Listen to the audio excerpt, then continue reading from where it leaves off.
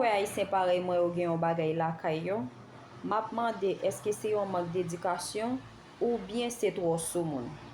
OK, par exemple, yon moun marié avec madame li, madame nan gen 2 ans mariage ou bien 3 ans mariage li beaucoup fait ti moun. Pour moun nan pas li kapé nan figi fia pour dire, "Oh madame Jean, ou gen combien de temps marié avec Jean jusqu'à présent beaucoup bay Jean ti moun toujours."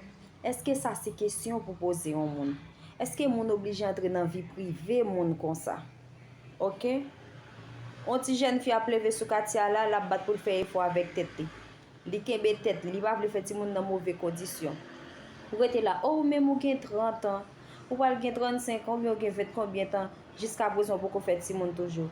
Double si ça pour nan moun. Maintenant qui ça garder ou? Est-ce que les moun nan fait ti moun nan c'est ou pas l'occuper pour moun nan? Gen des questions pas poser moun. Ou bien moun nan gros, mes amis trop gras, ou faut faire effort pour casser ventre. Faire effort, faire sport.